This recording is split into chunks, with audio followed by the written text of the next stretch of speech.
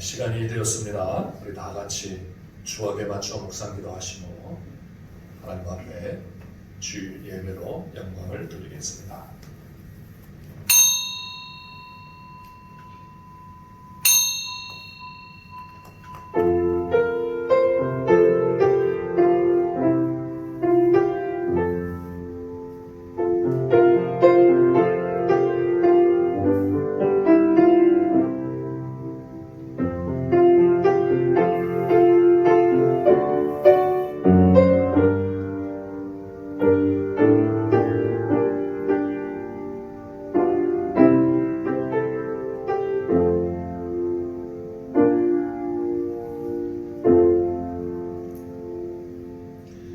여호와는 나의 목자시니 내게 부족함이 없으리로다. 그가 나를 푸른 풀밭에 누이시며 쉴만한 물가로 인도하시는도다. 내 영혼을 소생시키시고 자기 이름을 위하여 의의 길로 인도하시는도다. 내가 사망의 음침한 골짜기로 다닐지라도 해를 두려워하지 않을 것은 주께서 나와 함께 하심이라. 주의 지팡이와 막대기가 나를 안위하시나이다. 주께서 내 원수의 목전에서 내게 상을 차려주시고 기름을 내 머리에 부으셨으니 내 잔이 넘치나이다. 내 평생의 선하심과 인자하심이 반드시 나를 따르리니 내가 여호와의 집에 영원히 살리로다. 아멘. 거룩하신 하나님 아버지, 영광과 찬송과 경배를 받으시기에 합당하신 성삼위 우리 주 하나님, 주님의 백성들이 거룩한 주의 날을 맞이하여 각각 가정에서 하나님 앞에 예배를 드립니다. 하나님 아버지, 저희들의 예배를 기뻐 받아 주시옵고 아버지 하나님 앞에 함께 모여 예배할 수 있는 은혜를 내려 주시옵소서. 성령님 우리 가운데 함께 하여 주시며 아버지 앞에 온전한 예배가 되도록 우리의 심령을 붙들어 주시고 하나님 아버지 기뻐 받아 주시옵소서. 예수님의 이름으로 기도하옵나이다. 아멘. 다 같이 찬송가 29장을 부르겠습니다. 29장 찬송가입니다.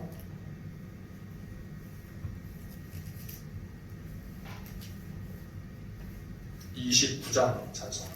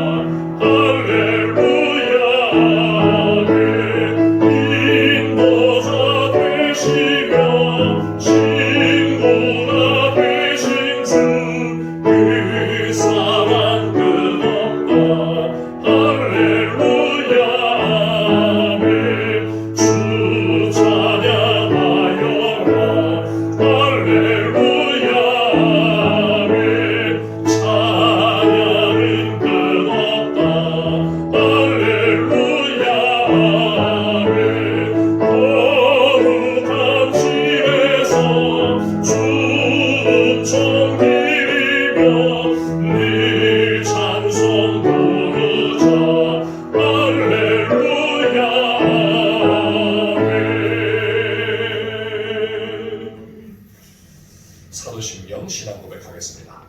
전능하사 천지를 만드신 하나님 아버지를 내가 믿사오며 그 외아들 우리 주 예수 그리스도를 믿사오니 이는 성령으로 잉태하사 동정녀 마리아에게 나시고 본디오 빌라도에게 고난을 받으사 십자가에 못 박혀 죽으시고 장사한 지 사흘 만에 죽은 자 가운데서 다시 살아나시며 하늘에 오르사 전능하신 하나님 우편에 앉아 계시다가 저리로서 산자와 죽은 자를 심판하러 오시리라.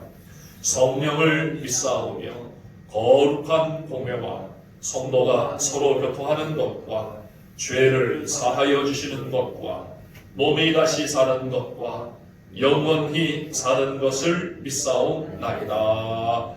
아멘. 교동문 제51번 시편 118편의 말씀입니다. 교동문 제51번 시편 118편의 말씀입니다.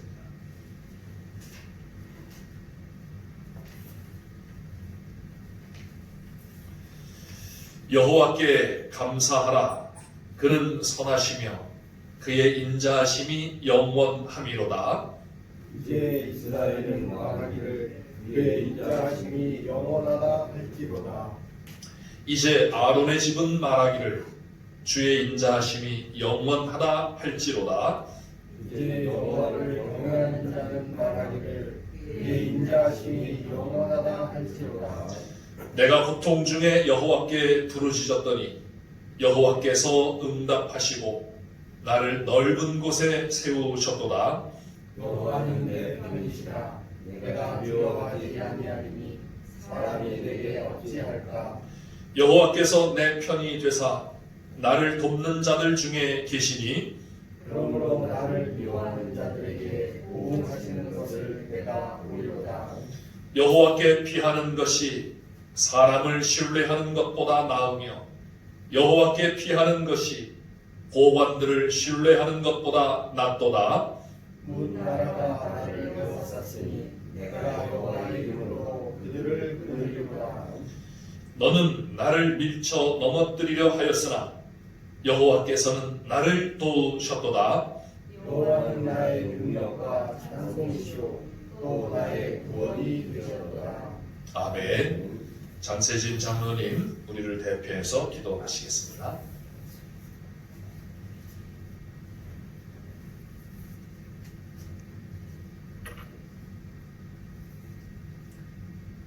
사랑과 은혜가 풍성하신 하나님 아버지, 어려움 속에서도 지난 한 주간의 삶도 주님의 품 안에서 지켜 보호하여 주신 은혜에 감사하며 이 시간 주님 앞에 예배하오니 주님 홀로 영광 받아 주시옵소서.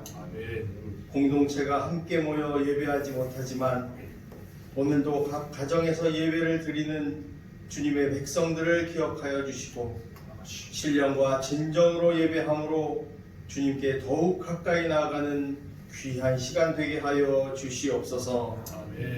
코로나19 전염병의 확산으로 인하여 일상이 깨어지고 염려와 불안이 계속되는 이때에 더욱 기도에 힘써서 주님의 은혜를 간구하는 지혜로운 성도들 다 되게 하여 주시옵소서. 그동안 너무나도 당연하게 생각하고 누려왔던 공동체 예배가 주님의 놀라운 은혜와 축복이었다는 것을 다시금 깨닫게 됩니다. 하루속히 바이러스의 위험에서 벗어나 온 성도들이 함께 모여 예배하는 기쁨을 허락하시고 사회 모든 분야에서 안정을 되찾을 수 있도록 역사하여 주시옵소서. 하나님 아버지, 다른 복음을 전하는 이단 세력들이 온 세상에 드러나게 하셨사오니 그들이 잘못된 신앙에서 돌이켜 회개하게 하시고 저희들도 각자의 신앙을 다시금 돌아보며 회개하고 말씀으로 온전케 되는 기회로 삼아 주시옵소서. 하나님 아버지, 감염으로 인하여 고통당하는 환자들을 위로하여 주시고 치료와 진료에 매진하는 의료진과 방역을 위하여 애쓰시는 모든 관계자분들을 지치지 않도록 강한 손으로 붙들어 주시기를 간절히 원합니다. 세계 선교를 위하여 쓰임받는 선교사님들도 건강 지켜주시고 어려움 당치 않게 주여 도와주시며 이번 사태로 인하여 선교사님들의 해외 선교가 위축되거나 부당한 대우와 차별을 당하지 않도록 지켜주시옵소서. 하나님 아버지, 이곳에 양서중앙교회를 세우시고 지금까지 은혜와 축복으로 함께하여 주심에 감사를 드립니다. 가정 예배를 통하여 각 성도들 가정마다 은혜로 다시금 새롭게 하시고 믿음이 흔들리지 않도록 그 마음과 생각을 주장하여 주시옵소서. 교회에 증축하는 모든 과정에도 은혜로 함께하사 주님의 뜻 가운데 주님 기뻐하시는 형통한 길로 인도하여 주시기를 간절히 원합니다. 모든 설계와 준비를 은혜 가운데 마치고 인허가를 시작으로 본격적인 교회 증축이 실행되오니 주님께서 늘 함께 하시고 은혜로 축복하여 주시옵소서. 하나님 아버지, 하나님 나라와 교회를 위하여 날마다 기도하며 성도들에게 생명의 말씀을 전하시는 담임 목사님을 붙들어 주시고 말씀을 깨닫는 지혜를 더하시며 피곤치 않도록 늘 붙들어 주시옵소서. 성도들의 크고 작은 기도에 응답하여 주시고 함께하여 주심에 감사를 드립니다. 성도들 한 심령마다 영육간의 강건한 은혜를 허락하여 주시고 특별히 노쇠하고 연약한 성도들을 눈동자와 같이 지켜 보호하여 주시옵소서. 어려움 속에서도 신실하신 하나님 앞에 더욱 간절히 기도하며 끝까지 기도의 끈을 놓지 않도록 성령님 붙들어 주시옵기를 간절히 원하오며 지금도 살아계셔서 역사하시는 예수 그리스도 이름으로 감사하며 기도드리옵나이다. 아멘.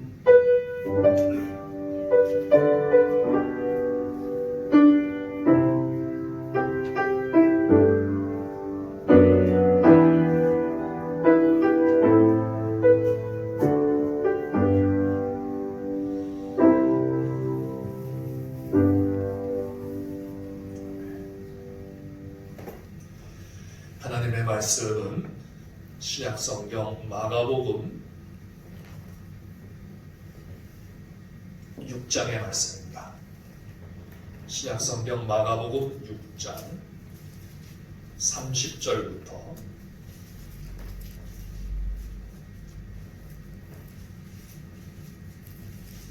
44절까지 있는 말씀. 누가복음 6장 30절부터 44절까지 있는 말씀을 봉독하겠습니다. 사도들이 예수께 모여 자기들이 행한 것과 가르친 것을 낱낱이 고하니 이르시되 너희는 따로 한적한 곳에 가서 잠깐 쉬어라 하시니 이는 오고 가는 사람이 많아 음식 먹을 겨를도 없습니다. 이에 배를 타고 따로 한적한 곳에 갈새 그들이 가는 것을 보고 많은 사람이 그들인 줄 안지라. 모든 고을로부터 도보로 그곳에 달려와 그들보다 먼저 갔더라. 예수께서 나오사 큰 무리를 보시고 그 목자 없는 양 같음으로 인하여 불쌍히 여기사 이에 여러 가지로 가르치시더라. 때가 저물어가매 제자들이 예수께 나와 여짜오되 이곳은 빈들이요 날도 저물어가니 무리를 보내어 두루 촌과 마을로 가서 무엇을 사 먹게 하소서. 대답하여 이르시되 너희가 먹을 것을 주라 하시니 여짜오되 우리가 가서 200데나리온의 떡을 사다 먹이리이까. 이르시되 너희에게 떡 몇 개나 있는지 가서 보라 하시니 알아보고 이르되 떡 5개와 물고기 2마리가 있더이다 하거늘 제자들에게 명하사 그 모든 사람으로 떼를 지어 푸른 잔디 위에 앉게 하시니 때로 100명씩 또는 50명씩 앉은지라. 예수께서 떡 5개와 물고기 2마리를 가지사 하늘을 우러러 축사하시고 떡을 떼어 제자들에게 주어 사람들에게 나누어 주게 하시고 또 물고기 2마리도 모든 사람에게 나누시며 다 배불리 먹고 남은 떡 조각과 물고기를 12바구니에 차게 거두었으며 떡을 먹은 남자는 5,000명이었더라. 아멘. 기도하겠습니다. 하나님 아버지, 저희들에게 생명의 양식을 말씀을 통하여 공급해 주시니 감사하옵나이다. 이제 말씀 앞에 우리의 귀를 기울이게 하여 주셔서 그 말씀으로 말미암아 깨달음이 있게 하시며 그 말씀으로 말미암아 우리 속에 생명의 역사가 있게 하여 주시옵소서. 특별히 주님의 제자로서 주님을 온전히 따라가며 주님을 닮아가며 주님께서 맡기신 사명을 감당해낼 수 있는 성숙한 제자들이 다 될 수 있도록 주님 은혜를 내려 주시옵소서. 부족한 종을 붙들어 주시고 주의 말씀을 온전히 증거할 수 있도록 주장하여 주시며 역사하여 주셔서 전하는 자와 듣는 모든 주의 백성들이 말씀 앞에 큰 은혜를 받게 하여 주시옵소서. 예수님의 이름으로 기도하옵나이다. 아멘.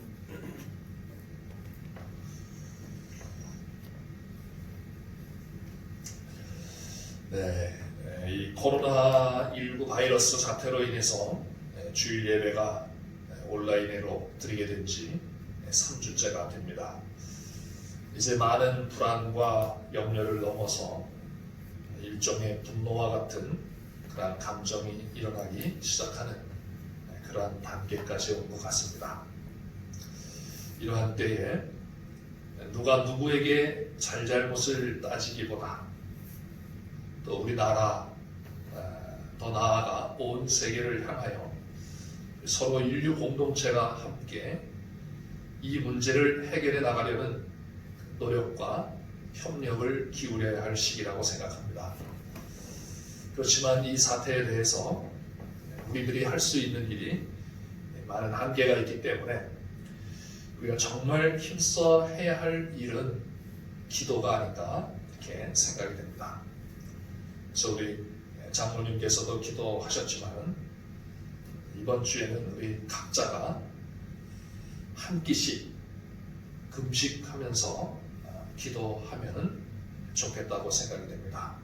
그래서 우리 온 성도님들이 각자 자기가 자유롭게 정하셔서 한 끼를 금식하면서 이 코로나 바이러스 사태를 위하여서 또 우리 교회 증축을 위해서 함께 기도하시기를 바라겠습니다. 오늘도 각 가정에서 온라인 예배를 통하여 주님께 예배를 드리게 되는데 이러한 예배 가운데 주님의 은혜가 함께 하시고 하나님께 영광을 돌릴 뿐만 아니라 각 가정에 주님이 주시는 풍성한 은혜가 있으시기를 주님의 이름으로 축원합니다. 오늘 말씀은 우리가 잘 아는 그러한 그 말씀입니다. 지난주에 말씀드렸던 씨 뿌리는 자 비유 말씀과 같이 오늘 말씀은 이적 중에서도 아주 유명한 그러한 그 이적이기 때문에 다 잘 아는 그러한 말씀이고 사복음서에도 다 기록된 그러한 말씀입니다. 그래서 유일하게 예수님의 이적을 사복음서에 모두 기록한 그 말씀이 바로 이 오병이어 사건에 관한 말씀입니다.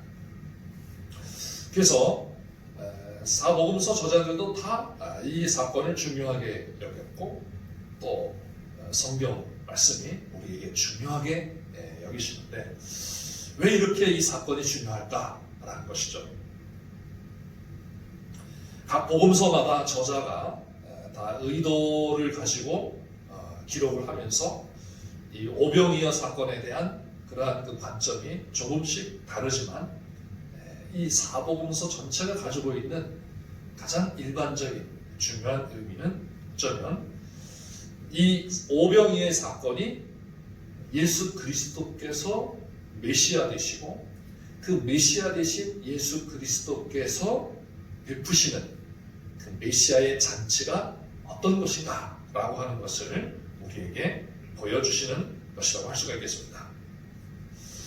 이스라엘 백성들은 하나님께서 말씀하신 것처럼 선지자들을 통하여서 말씀하신 것처럼 메시아를 기대하였습니다. 그래서 그 메시아가 오시면 그 종말에는 그 메시아가 우리에게 잔치를 베풀어 주실 것이다. 우리를 회복시켜 주실 것이다. 라는 기대를 갖고 있었습니다. 그러한 기대 가운데 하나님의 아들 그리스도 예수께서 이 땅에 오셨고 그분이 메시아이라는 사실을 이 오병이어 사건을 통해서 보여주셨습니다. 이것은 구약 성경에 말씀하고 있는 그 말씀을 성취하는 것으로서 에스겔 선지자를 통하여서 특히 말씀을 하시는데 이스라엘의 목자들이 이스라엘의 양들을 돌보지 아니하고 오히려 그 양들을 잡아먹고 자기만 살찌는 자기만 먹는 이러한 그러한 그 목자들 가운데 백성들이 고통을 당하고 마치 목자가 없는 양처럼 그렇게 혼돈과 또 궁핍과 굶주림 속에 처하는 이런 처참한 모습을 말씀하면서 이제 여호와 하나님께서 직접 오셔서 이스라엘을 회복시키실 것이다. 자기의 양떼들을 다시 모으시고 그 양떼들을 먹이실 것이다 라고 말씀을 하셨습니다. 그래서 그 약속을 따라 성취하신 분이시라는 것을 이 오병이어 사건을 통해서 보여주십니다. 그리고 그 나라는 이 메시아가 도래케 하신 이 나라는 풍성한 나라이고요. 영적으로 육적으로 굶주림이 없는 풍요의 나라라는 사실을 보여주고 있는 것입니다. 자, 이러한 사복음서의 일반적인 그러한 그 의미와 함께 오늘은 특히 이 마가복음 속에서 이 오병이어 사건을 말씀하시는데 우리에게 어떤 의미를 가지고 말씀하시는가 하는 것이죠. 마가복음 이 말씀은 6장에 예수님께서 12 제자들을 부르시고 그리고는 그들을 두 명씩 짝을 지어서 복음을 전파하라고 보내십니다. 그러면서 그들에게 귀신을 쫓아내는 그러한 그 능력을 주시고 그리고 이적을 행하는 즉 치유를 하는 그러한 능력을 주셔서 그들로 하여금 가서 하나님의 복음을 전파하라고 이렇게 하십니다. 그리고는 이제 이 제자들이 예수님에게 돌아와서 그들이 한 사역을 보고하고 하는 이러한 이야기가 나옵니다. 그런데 그 중간에 이 마가는 이 헤롯 왕이 세례 요한을 죽이는 이러한 사건을 거기에 기록을 하고 있습니다. 자, 왜 이 사건은 사실 먼저 일어난 일인데 이 먼저 일어난 일을 이 사이에다가 기록을 하고 있느냐는 것이죠. 그리고서 이제 제자들의 보고에 이어 이 오병이어 사건이 일어난다. 어쩌면 이 마가는 이 헤롯 왕의 이 사건과 예수님의 이 오병이어 사건을 이렇게 대조해서 보여주면서 우리에게 진짜 왕이 누구냐 라고 하는 것, 그리고 정말 하나님의 백성들에게 진정한 잔치를 베풀어 주는 분이 누구냐 라고 하는 것을 우리에게 보여준 것 같습니다. 헤로드 왕은 왕궁에서 화려하고 아주 쾌락적인 잔치를 베풀어서 흥을 즐기고 있지만 그가 의롭고 거룩하게 여기는 세례 요한의 목을 베어야 하는 죽음의 잔치를 베푼 왕이 되고 말았습니다. 그러나 예수님은 빈들에서 떡 5개와 물고기 2마리에 초라하고 빈약해 보이지만 모든 사람들이 풍족하게 먹고 남으며 생명을 얻게 하는 진정한 왕의 잔치를 베푸셨음을 대조적으로 보여주고 있다는 것입니다. 그러면서 진정한 왕이신 예수님은 어떤 분이신가 라는 거죠. 그분은 하나님의 아들이시며 메시아이신데 그의 백성들을 불쌍히 여기시는 분이시다. 목자 없는 양을 불쌍히 여기는 긍휼의 목자라는 사실을 이 말씀을 통하여 보여주고 있습니다. 그런데 그분은 세례 요한의 죽임 당함을 통하여서 어떠한 죽임을 당할 것인지를 또 이 말씀을 통해서 보여줍니다.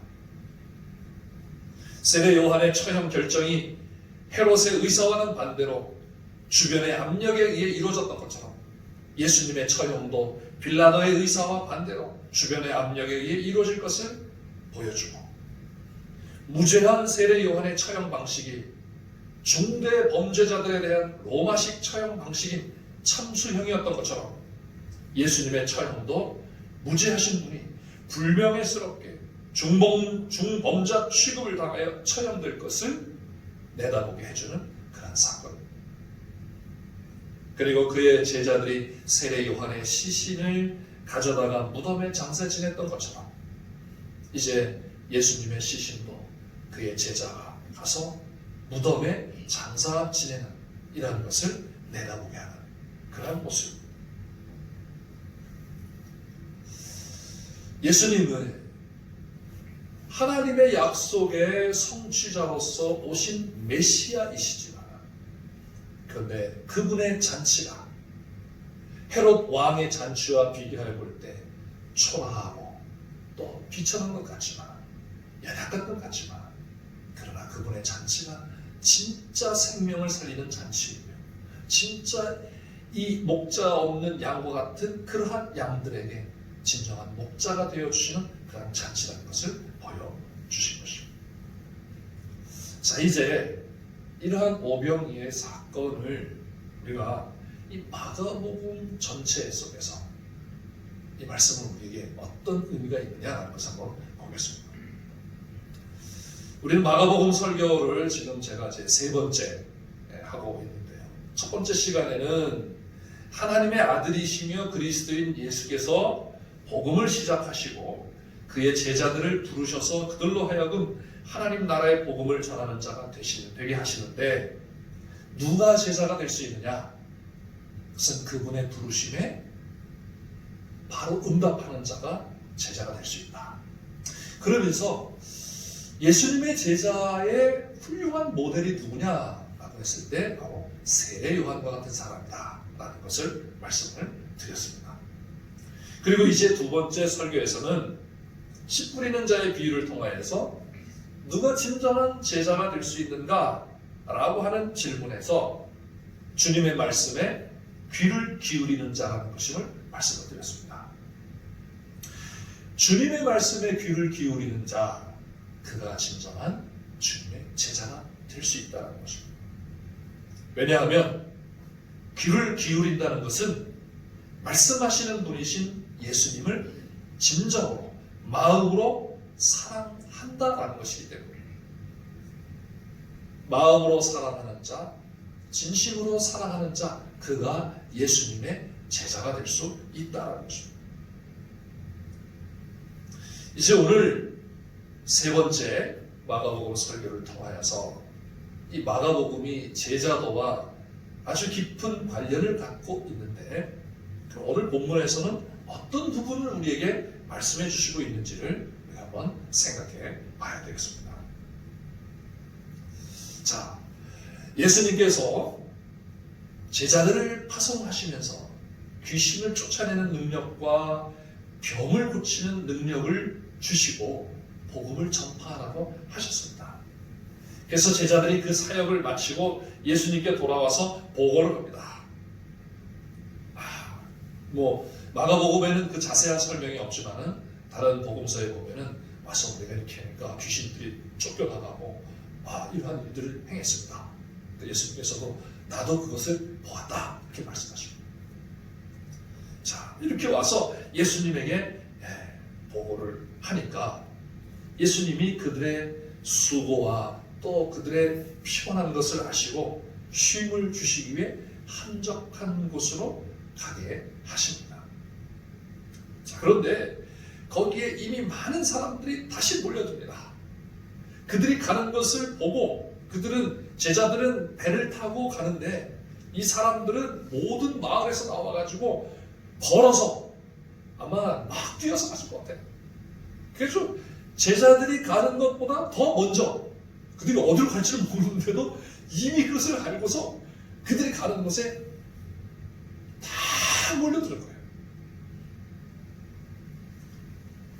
좀 쉬려고 보냈는데, 한적한 곳을 보냈는데 그 한적한 곳에 이 많은 무리들이 몰려들어서 오히려 거기서 더 많은 일을 해야 되는 그러한 상황입니다. 이러한 상황 속에서 예수님의 오병이어 사건을 행하시고 그리고 이것을 기록함으로 우리에게 이러한 말씀을 주시는 것 같습니다. 주님의 제자는 무엇을 제공해 주어야 하는 사람인가? 그리고 그것을 제공해 주는 사람은 어떠한 동기에 의해서 행하여야 하고 그 마음이 어떠한 마음이어야 하는가라고 하는 것을 우리에게 보여주시는 것이라고 할 수가 있겠습니다. 왜냐하면 제자는 주님을 따르는 것이 제자입니다. 우리가 예수님의 제자이기 때문에 예수님을 따르는 것이 예수님의 제자의 일입니다. 예수님이 우리에게 보여주신 것, 예수님이 우리에게 가르쳐 주신 것, 예수님이 우리에게 말씀해 주시는 것, 이것을 따라가는 것이 제자입니다. 우리는 이미 사복음서의 그 일반적인 의미로서의 오병이어 사건에 대해서 살펴보았습니다. 그것은 오병이어의 잔치를 베푸신 분이 메시아이신 예수님이시라는 것이고 그분의 잔치가 생명을 살리는 잔치요 그 생명이 풍성한 기쁨의 잔치라는 것을 말씀드렸습니다.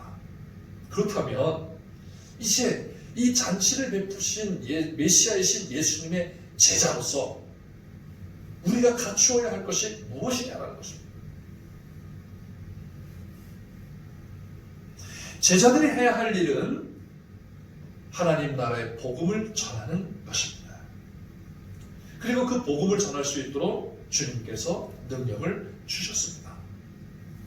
그런데 오늘 본문을 보면 전도의 사역을 감당하고 당당하게 돌아와서 보고하였던 제자들의 모습과는 전혀 다른 그런 모습이 나타나고 있습니다. 상당히 연약하고 어리석은 그러한 모습을 보여주고 있습니다. 귀신을 쫓아내고 치유의 능력을 행하였던 제자들이었습니다. 와서 당당하게 예수님께 보고합니다. 예수님께서도 그 제자들의 수고를 인정해 주셨습니다. 그런데 오병이어 사건에서는 그들은 너무나도 무능력한 자들로 나타나고 있다는 것입니다. 그러면서 제자들이 정말 갖춰야 할 능력이 무엇인가를 오병이어 사건을 통해서 우리에게 보여주시는 것이라고 할 수 있습니다. 자, 이 오병이어 사건을 한번 좀 더 자세히 한번 살펴보겠습니다. 이 사건에서 우리가 한번 발견할 것은 많은 사람들이 예수님과 그의 제자들을 찾고 있다는 것입니다. 오늘 본문 31절에서는 이르시되 너희는 따로 한적한 곳에 가서 잠깐 쉬어라 하시니 이는 오고 가는 사람이 많아 음식 먹을 겨를도 없음이라 이렇게 말씀합니다. 예수님과 그 제자들이 주변에는 너무 많은 사람들이 있습니다. 오고 가는 사람들이 많아서 음식 먹을 겨를도 없이 이렇게 분주해야 하는 그런 상황입니다. 그만큼 사람들이 지금 갈급해 있다는 것이죠. 예수님과 제자들을 찾고 있다는 것입니다. 33절에서는 그들이 가는 것을 보고 많은 사람들이 그들인 줄 안지라 모든 고을로부터 도보로 그곳에 달려와 그들보다 먼저 갔더라 이렇게 말씀합니다. 당시 사람들이 얼마나 예수님과 그 제자들을 찾고 있었는지를 보여주는 단적인 모습이라고 할 수가 있겠습니다. 무리들로부터 좀 떨어져 쉬도록 하시려고 했지만 예수님과 제자들을 찾는 무리들은 먼저 제자들이 갈 곳을 알고 그곳에 벌써 와 있다는 거예요. 사랑하는 성도 여러분, 이처럼 주님의 말씀과 복음에 목말라 있는 사람들이 많다는 것을 우리가 잊지 말아야 할 것입니다. 코로나19 사태로 말미암아서 이 신천지가 정말 천하에 이렇게 드러나게 되었습니다. 드러난 그것을 말씀드리는 게 아니라 그렇게 많은 사람들이 왜 거기에 갈까라는 것입니다. 그만큼 갈급하다는 거죠. 우리가 이것을 기억해야 합니다. 세상은 이렇게 갈급해하고 있다는 것입니다. 그래서 목마름과 이 갈급함을 해결해 주지 못하면 후에는 분노하고 말 것입니다. 이러한 상황에 예수님의 제자들, 하나님의 교회, 이 교회가 어떠한 역할을 해야 하며 어떠한 모습을 나타내야 하며 이러한 요구에 무엇을 주어야 하겠습니까?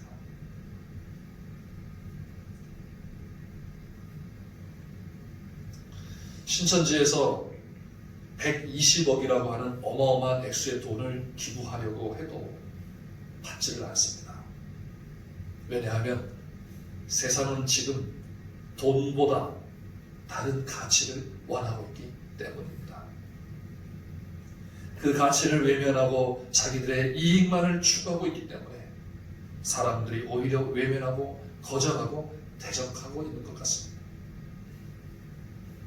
이번 코로나19 사태로 말미암아서 우리 교회가 정말 깊이 생각해 보아야 할 것이 무엇인가? 그래서 다시 한번 성찰해보는 그러한 기회가 되어야 될 줄 믿습니다. 신천지와 교회는 무엇이 다른가? 그럼 교회는 세상에 무엇을 줄 수 있는가? 어쩌면 오늘 본문이 우리에게 이 질문에 대하여 답을 알려주시고 있다 말씀드릴 수 있습니다. 예수님과 그 제자들을 찾는 무리처럼 오늘 이 시대도 교회를 찾고 있음을 꼭 기억하면서 정말 우리가 줄 수 있는 그것을 준비하는 저와 여러분이 되시기를 바라겠습니다.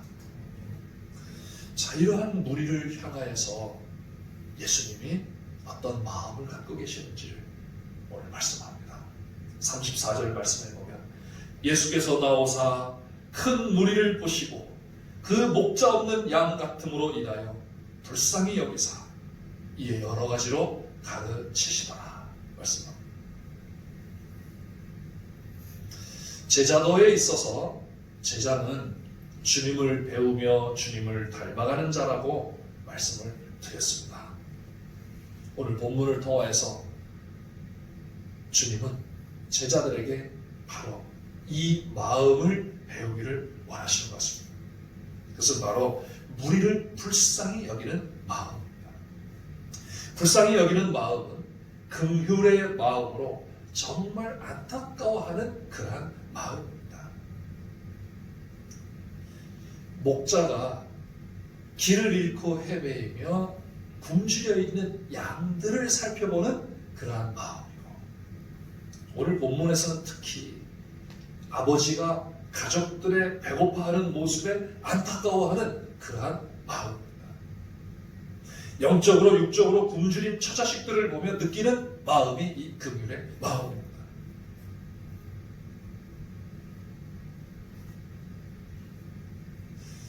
예수님은 무리들이 배고파하는 것에 대하여 불쌍히 여기신 것이 아니었습니다. 오늘 본문을 자세히 보면 그 목자 없는 양 같음으로 인하여 불쌍히 여기셨다고 말씀하였습니다. 즉 예수님은 그들이 배고파함 때문에 불쌍히 여기신 것이 아니라 목자 없는 양처럼 돌봐줄 목자가 없고 인도해줄 목자가 없는 상태에 놓여진 그들의 모습을 보며 불쌍히 여기셨다는 것입니다.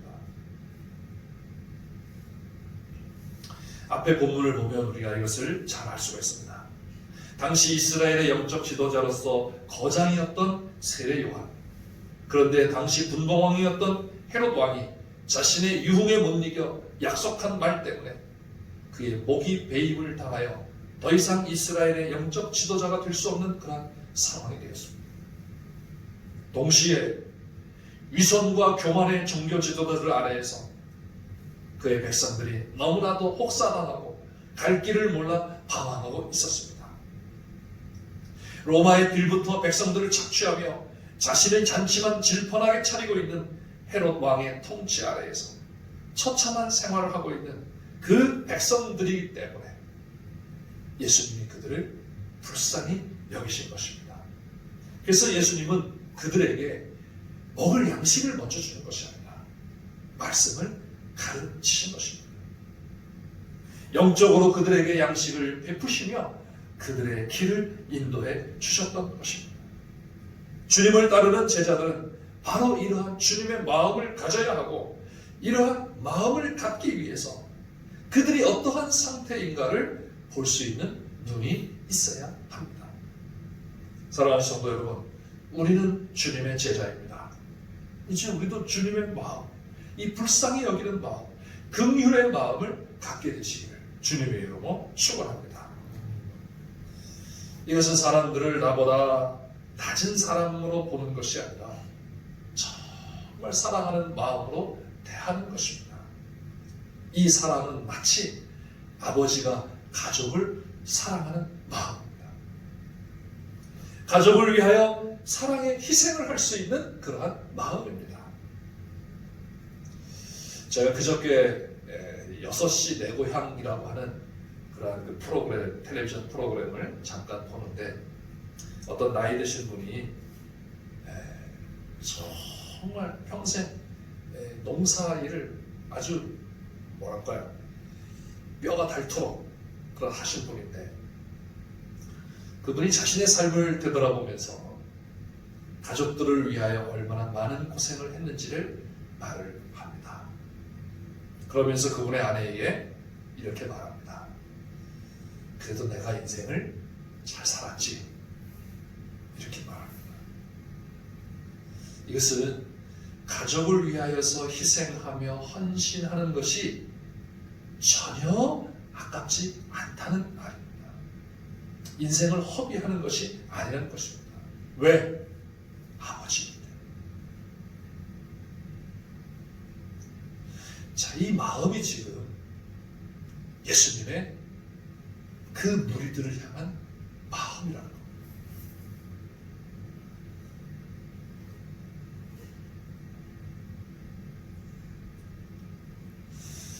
그것을 우리는 42절부터 44절에 있는 말씀에서 볼 수가 있습니다. 오병이어의 결과에 대해서 기록하면서 이렇게 말합니다. 다 배불리 먹고 남은 떡 조각과 물고기를 12바구니에 차게 거두었으며 떡을 먹은 남자는 5,000명이었다. 떡을 먹은 남자라는 이러한 표현에서 이 남자라고 하는 이 표현이 바로 이 남편이라고 하는 그런 의미가 있습니다. 남편이라고 하는 남편으로서 가장으로서 자기 식구들을, 자기 처자식을 먹이는 그러한 마음이라는 겁니다. 예수님께서 떡을 가지고 하늘을 우러러 축사하셨다는 이러한 말씀 속에 유대인들의 관습에는 가장이 식구들과 함께 식사를 할 때 먼저 떡을 가지고 하늘을 우러러 감사와 찬송을 하나님 앞에 드렸다고 합니다.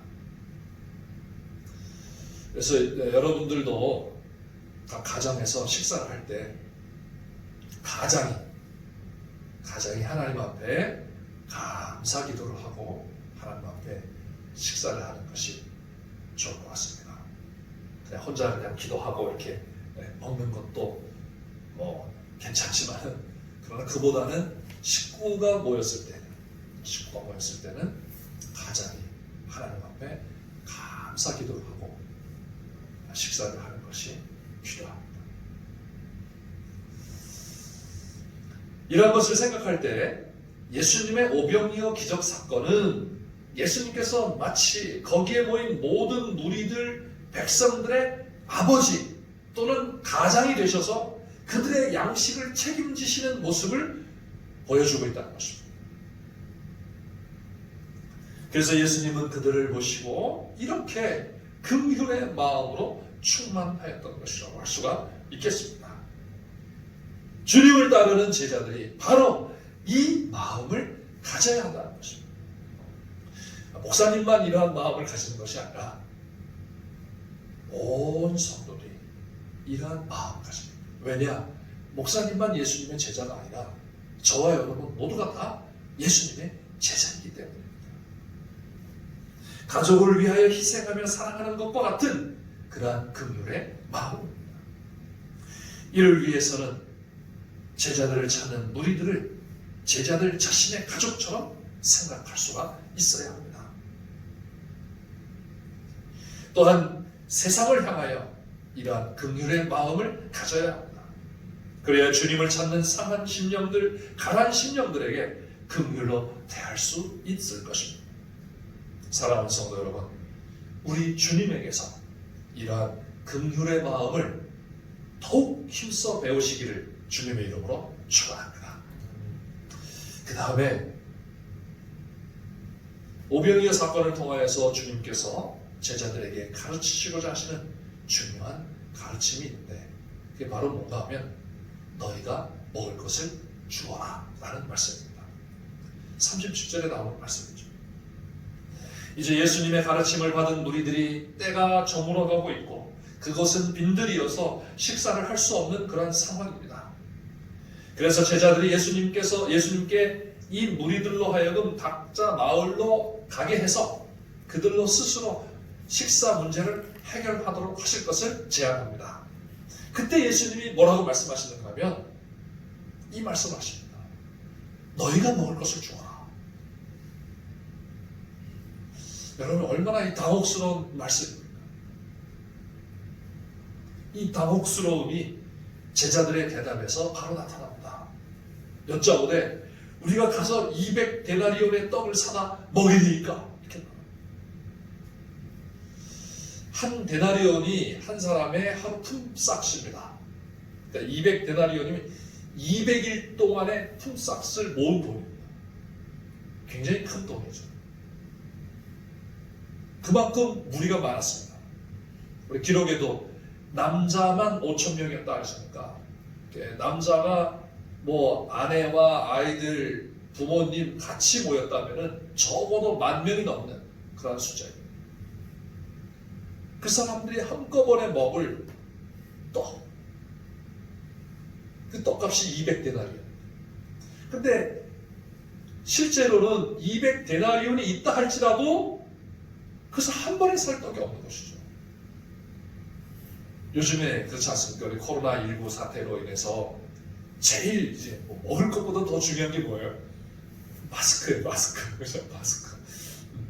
이 마스크, 돈 주고도 마스크를 못 사요. 이런 상황. 나한테도 마스크가 없는데 예수님이 뭐라고 말씀해요? 네가 줘라. 이렇게 말씀하세요. 제자들이 얼마나 당혹스럽겠습니까? 말도 안 되는 말씀을 하신다는 것입니다. 돈도 없지만 돈이 있어도 살 곳이 없는 것입니다. 그러면 반대로 그들을 마을로 보내면 그들이 사 먹을 수 있겠습니까? 사실 이것도 어려운 이야기입니다. 그때 예수님이 제자들에게 말씀하세요. 너희에게 떡 몇 개가 있는지 가서 보라. 그래서 제자들이 가서 살펴봅니다. 그리고는 가져온 게 보리떡 5개와 물고기 2마리예요. 그래서 이렇게 말합니다. 떡 5개와 물고기 2마리가 있더이다. 그래서 예수님은 제자들에게 말씀을 합니다. 사람들을 때를 지어서 앉게 해라. 100명씩 50명씩. 그러면서 그들을 어디에 앉히시는가 하면 푸른 잔디 위에 앉히셨어요. 자, 여기 재미있습니다. 왜냐 앞에서는 그곳을 무슨 곳이라고 했는가 하면 한적한 곳이라고 했어요. 한적한 곳으로 가게 하셨고, 그래서 한적한 곳을 왔는데 그곳이 어딘가면 빈들이에요. 제자들은 뭐라고 하냐면 여기가 빈들입니다. 어떻게 이 사람들로 하여금 먹일 수가 있겠습니까? 그러니까 가게 해주십시오. 그때 예수님이 그들에게 너 이거 먹을 걸 줘라 하시면서 찾아오게 하세요. 그리고 무리를 앉히시는데, 근데 그 앉힌 곳이 어딘가 하면 푸른 잔디예요. 푸른 초장입니다. 한적한 곳이라고 하는 말의 뜻은, 단어의 뜻은 황막한 곳, 또 버림받은 곳, 이런 뜻이에요. 사실 광야를 말하는 것입니다. 근데 그곳이 이제 예수님이 앉히시는데 어떤 곳이냐면 푸른 초장이 되는 거예요.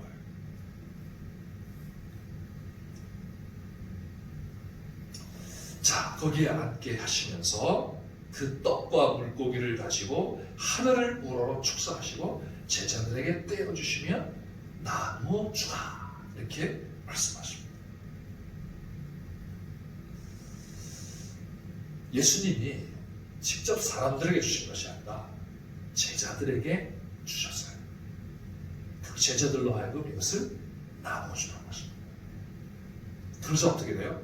그 떡과 물고기로 남자만 5,000명이 다 배불리 먹고 12바구니에 남아 거두었다, 이렇게 말씀합니다.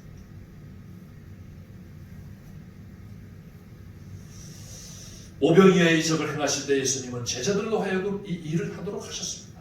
떡과 물고기를 가져오게 하시고 그들로 하여금 나누어 주게 하셨습니다. 주님은 이러한 경험과 훈련을 통하여서 주님의 제자들이 해야 할 일이 무엇인가를 지금 가르치고 계시는 것입니다. 그리고 그들에게 너희가 먹을 것을 주어라 라고 하신 것처럼 이제 예수님을 대신하여 제자들을 찾는 자들에게 먹을 것을 주기를 기대하고 계신다는 것입니다. 제자들은 예수님으로부터 능력을 부여받고 전도를 통하여 능력을 나타내는 놀라운 일을 경험하였습니다. 그러나 주님께서 무리들에게 먹을 것을 너희가 주라고 하실 때 아무것도 할 수 없었습니다. 그들은 무엇을 주어야 할지, 무엇이 있는지 몰랐기 때문입니다. 그래서 주님은 제자들에게 아직도 깨닫지 못하느냐라고 8장 17절 18절에서 책망을 하십니다. 여러분, 주님의 제자들이 주어야 할 것이 무엇이겠습니까? 우리는 예수님께서 오병이어 사건을 행하시는 모습에서 우리가 발견해낼 수가 있습니다. 우리는 보통 오병이어 사건을 적은 것을 드리면 엄청난 축복으로 되돌려받게 될 것이라는 것으로 많은 오해를 하고 있습니다. 오병이어 사건이 오해되기 쉽습니다. 예수님도 마찬가지입니다. 예수님께서도 광야에서 마귀의 시험을 받으실 때 처음 시험 받은 것이 바로 돌로 떡을 만들어 먹으라는 것이었습니다. 예수님이 그것을 하실 수 없는 능력이 없으신 것이 아니라 능력이 있으심에도 불구하고 정말 배고픔에도 불구하고 그 시험을 말씀으로 물리치셨습니다. 근데 오늘 본문에서는 이러한 기적을 행하신 것입니다. 그렇기 때문에 이것은 예수님 자신이 이러한 능력이 있다라는 것을 과시하거나 이러한 능력으로 문제를 해결하려고 하는 의도가 아니라는 것임을 우리가 알 수가 있습니다. 마귀의 시험과 같은 이러한 위험을 무릅쓰고 주님께서 오병이어의 기적을 행하신 목적은 제자들로 하여금 진정한 양식이 무엇이며 그들이 주어야 할 것이 무엇인가를 가르치기 위해서 하신 것이 아닌가 생각이 됩니다. 이 오병이어 사건으로 인해서 얼마나 많은 사람들이 오해를 합니다. 그래서 우리가 적은 걸 바치면 하나님이 크게 역사하신다.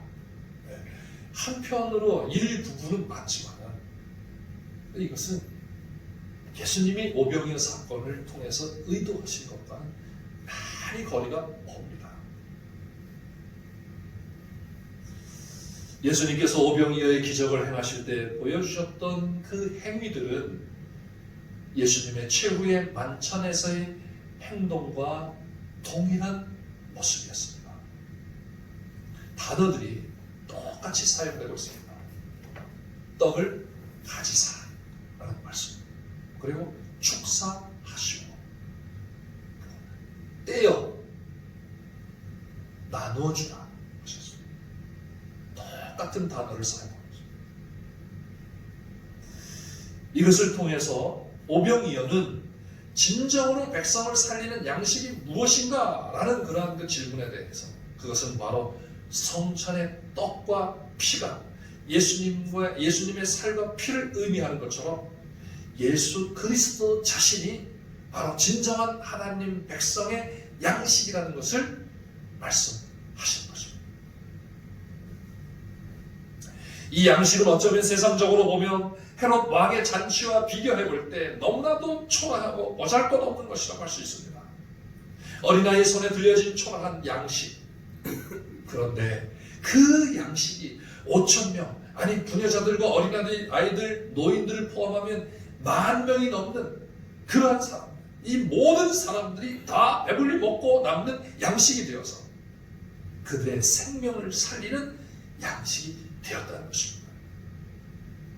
이처럼 예수님의 죽으심이 십자가에 처형당하심으로 죄인과 같이 되셨고 사람들의 조롱과 멸시를 받으셨지만 그렇게 살을 찢기고 피를 흘리심으로 말미암아 우리가 생명을 얻고 삶을 얻고 하나님의 새 백성이 되게 하는 생명의 양식이 되셨던 것입니다. 이제 주님의 제자들이 갖춰야 할 양식이 무엇이냐? 라는 이런 질문에 바로 이것이 양식 아니겠습니까?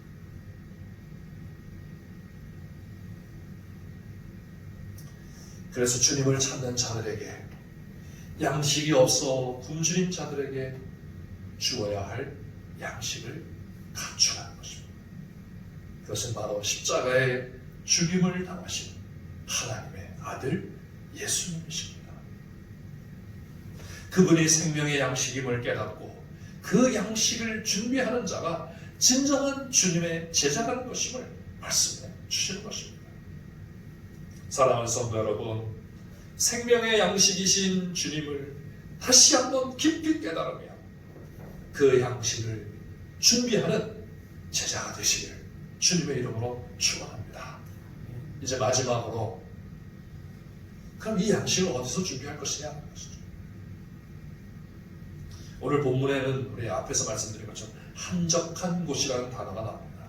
31절과 32절에 말씀하고 있고 35절에서는 그것을 빈들이라고 합니다. 이 단어가 동일한 단어입니다. 한적한 곳인데 이것은 광야를 의미합니다. 우리가 광야 하면 딱 떠오르는 게 있죠. 이스라엘 백성들이 출애굽해서 갔던 곳입니다. 근데 거기서 이스라엘은 하나님을 만나고 하나님과 동행하였던 곳입니다. 하나님께서 이스라엘에게 만나로 먹이시고 구름 기둥과 불 기둥으로 인도하셨던 곳입니다. 바로 이 이미지를 이 단어를 통해서 우리에게 보여주신 것입니다. 예수님께서 새 이스라엘을 먹이시고 인도하시는 분이심을 보여주시는 것이고 동시에 그분의 양식을 먹는 곳이 바로 광야라는 것을 알려주신 것입니다.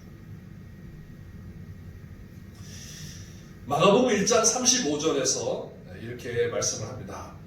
새벽 아직도 밝기 전에 예수께서 일어나 나가 한적한 곳으로 가서 거기서 기도하시더니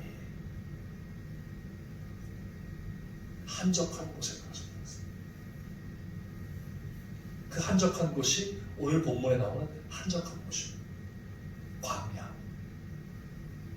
하나님과 교제하는 곳이며 하나님으로부터 능력을 공급받는 곳입니다. 예수님은 제자들로 하여금 이 한적한 곳에서 하나님과 교제를 통하여 쉼을 얻고 생명의 양식을 얻으며 그 양식을 준비하도록 하시는 것입니다. 생명의 양식을 준비하는 곳은 바로 한적한 곳입니다. 그리고 그곳에서 기도하는 것이죠. 그곳은 광야와 같은 황막한 곳이지만, 고독한 곳이지만 하나님과 동행하는 곳이고 그분으로부터 양식을 공급받는 곳입니다. 그래서 그곳은 이제 더 이상 황막한 광야가 아니라 양식이 풍족하고 쉼이 있는 푸른 초장이 되는 것입니다. 사랑하는 성도 여러분, 주님은 목자 없는 양 같은 무리를 긍휼히 여기시며 그들에게 생명의 양식과 생명의 길을 인도하시는 목자이십니다. 동시에 주님은 그의 제자들에게 이 양식을 나누어 주라고 하시는 분이십니다. 정말 이 시대 생명의 양식에 갈급해하는 심령들을 우리가 긍휼히 여기며 그들에게 생명의 양식을 나누어 줄 수 있는 주님의 참된 제자가 되어야 되지 않겠습니까?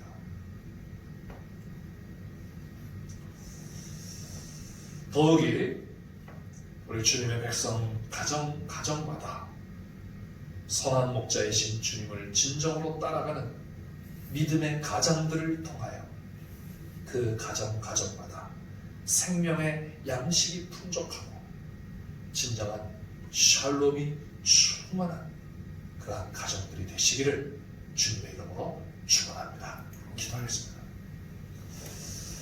하나님 아버지, 목자 없는 양같이 유리방황하는 저희들에게 굶주림과 궁핍함과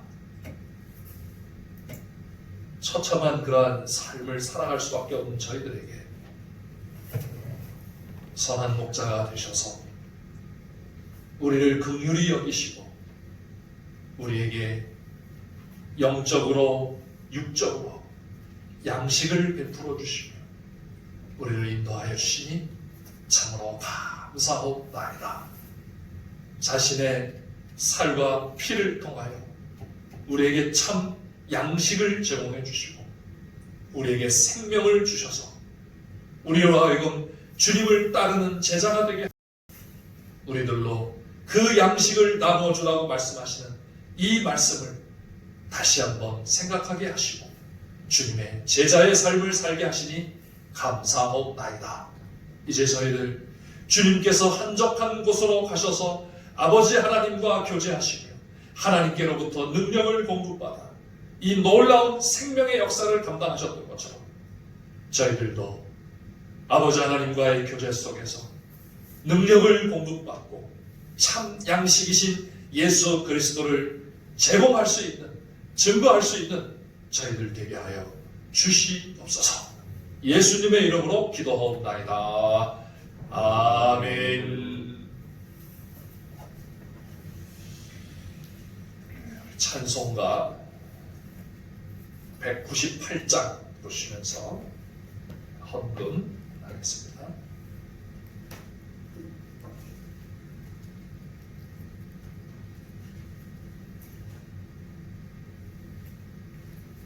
(198장) 찬송가입니다.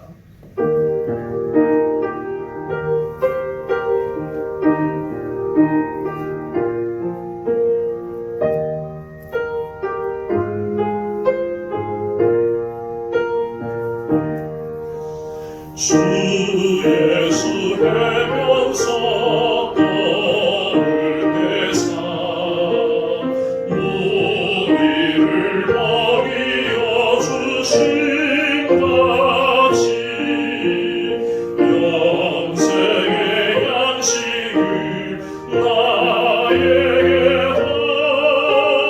풍족히 나누어 주옵소서. 생명의 말씀이 나의 주여 목말라 주님을 찾나이다. 해면서 우리를 먹임같이 가을밤 대신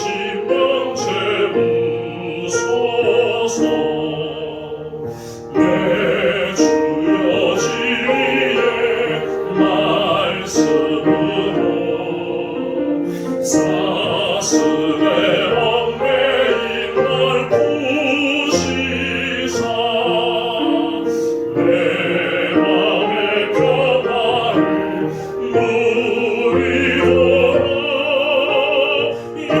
영원한 생명을 주옵소서.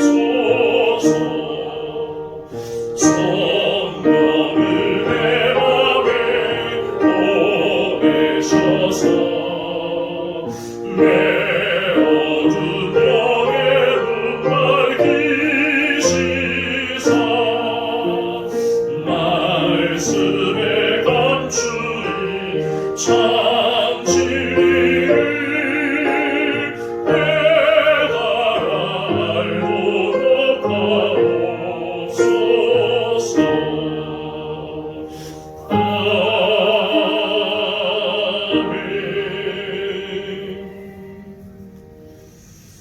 교회 소식을 말씀드리겠습니다. 코로나19 확산으로 인하여 이번 주일까지 가정 예배, 온라인 예배로 대체를 합니다. 양서중앙교회 주일 예배 유튜브 및 기독교 방송으로 예배를 드리시기 바라겠습니다. 다음 주일부터는 주일 예배를 정상적으로 드리도록 이렇게 하겠습니다. 그런데 당분간 3부로 나누어 드리려고 합니다. 가급적 예배를 분산하여 참석해 주시면 감사하겠습니다. 11시 예배에 몰리지 않도록 이렇게 협력해 주시는데 1부 예배는 8시에 드리고 2부 예배는 9시 30분에 드리고 3부 예배는 11시에 드리도록 하겠습니다. 꼭 기억하시고 예배를 좀 분산해서 참석하셔서 예배를 함께 드리시면 감사하겠습니다. 그리고 오실 때에는 마스크를 꼭 착용하셔서 오시기를 바랍니다. 코로나19로 인한 이 나라의 정상화와 또 교회 증축을 위해서 여러분 자유롭게 이번 주 한 주간 한 끼, 하루 금식하셔도 좋은데 적어도 한 끼 정도 금식하시면서 좀 하나님 앞에 간절하게 기도하시기를 바라겠습니다. 그리고 이번 주부터는 월요일부터는 우리 새벽 기도회를 정상적으로 시작을 하려고 합니다. 많이 나오시지 않기 때문에 그렇게 크게 위험스럽지 않을 것 같습니다. 그리고 오실 때에 새벽 기도 오실 때에도 마스크를 꼭 착용해 주시고 그리고 거리를 이렇게 많이 떨어져서 이렇게 앉으셔서 새벽 기도에 동참해 주시면 고맙겠습니다. 새벽 기도 시간은 5시 30분입니다. 5시 30분에 새벽 기도가 시작됩니다. 나라를 위해서 또 교회 증축을 위해서 또 교회와 성도들을 위해서 여러분들에게 나눠드린 그 기도 내용을 가지고 꼭 기도해 주시기를 바라겠습니다. 교회 증축하는 것은 이제 이번 주에 인허가를 신청하게 됩니다. 그래서 인허가 신청하기 때문에 여러분 꼭 기억하시고 많이 기도해 주시기를 바라겠습니다. 성경 필사에 관한 광고입니다. 성경 66권 가운데 30권이 지금 개인과 가정에서 신청을 하셔서 필사하기로 이렇게 되어 있습니다. 우리가 이 교회 증축을 하면서 교회 건물만 지을 것이 아니라 우리 성도들이 한 마음으로 하나님의 이 교회, 예수님의 몸된 교회를 우리가 지어가자라는 이러한 마음을 가지고 성경 필사 이 프로그램을 우리가 시작을 하였습니다. 이제 필사위원장이 또 필사위원들에게 아마 전달할 겁니다. 이제 본격적으로 필사를 시작할 텐데 이러한 마음을 가지고 우리가 함께 다 동참을 하시면 좋겠습니다. 나는 글씨를 정말 쓸 줄 몰라 하시는 분만 빼고는 가능하면 한 장이라도 좋으니까 같이 이렇게 동참을 해서 그루터기 분들이 여러분들에게 연락을 드리실 것이고 또 각 기관의 임원들이 연락을 드릴 겁니다. 그러면 그래서 연락을 받으시고 꼭 조금이라도 이렇게 동참하셔서 그래서 교회 증축하는 이러한 그 기념과 또 동시에 또 우리 미래 세대를 생각하며 또 준비하는 이러한 마음, 또 주님의 몸된 교회를 정말 하나로 만드는 이러한 그 마음을 가지고 이 일에 적극 동참해 주시면 감사하겠습니다.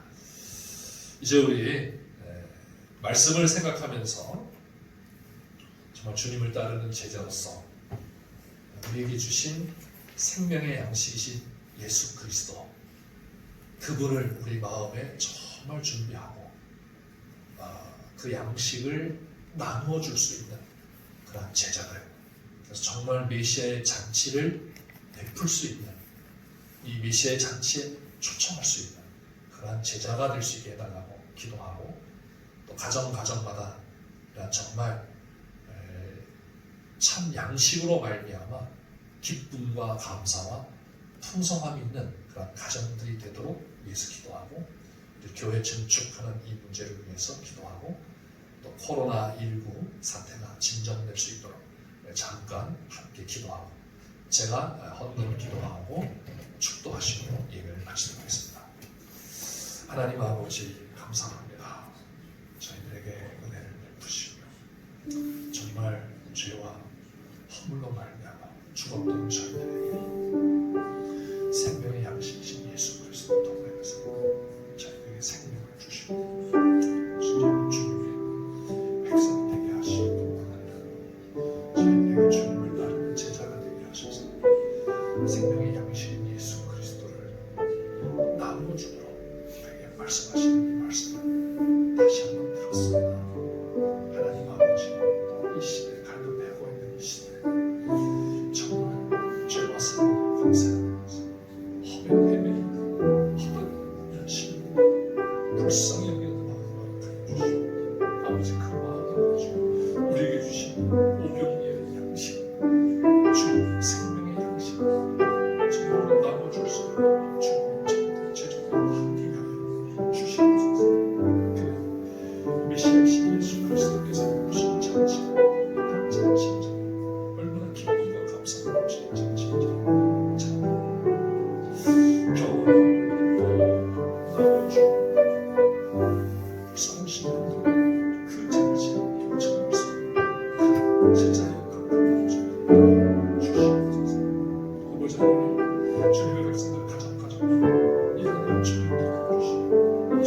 생명의 양식을 주시고 진정한 쉼을 주시옵소서.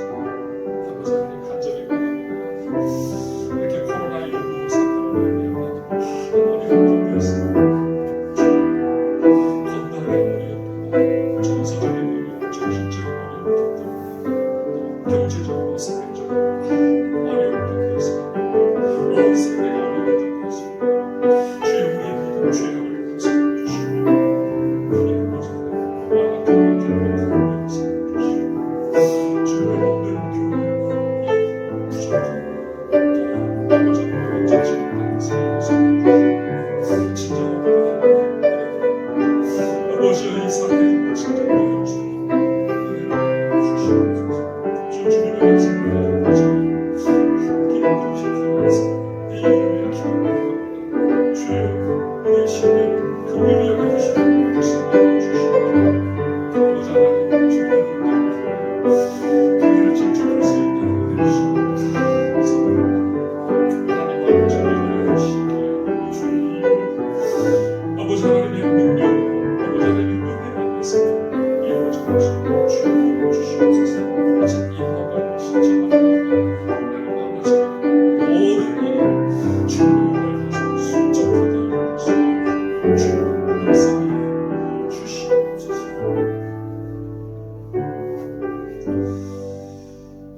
하나님 아버지, 주님의 백성들이 아버지 하나님 앞에 예배하며 우리의 마음과 뜻을 다하여 귀한 예물로 아버지 하나님 앞에 드립니다. 하나님 아버지 기뻐 받아 주시옵고, 우리의 심령 속에 생명의 양식으로 배부르게 하여 주시며 진정한 샬롬을 얻게 하여 주시고, 주님의 참 제자로 살아갈 수 있도록 능력을 주시옵소서. 특별히 간과하옵기는 코로나19 문제로 말미암아 많은 어려움을 겪고 있습니다. 건강의 어려움을 겪고 있고 또 정신적 어려움을 겪고 있고 사회 경제적인 어려움을 겪고 있고 온 세계적인 어려움을 겪고 있습니다. 주여 저희들의 죄악을 돌아볼 줄 아는 지혜를 갖게 하시고 아버지 앞에 우리의 완악함과 강박함을 회개하며 아버지 하나님의 은혜를 구하는 저희들 되게 하여 주시옵소서. 하나님 아버지, 이번 주에는 주님의 백성들로 하여금 한 끼 금식하며 하나님 앞에 기도하기를 광고하였습니다.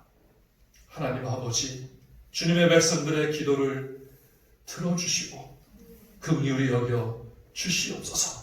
어서속히 이 문제가 진정되게 하여 주시고 그래서 정상적인 생활이 회복되게 하여 주셔서 아버지 앞에 더욱 기쁨과 감사함으로 영광을 돌리게 하여 주시옵소서.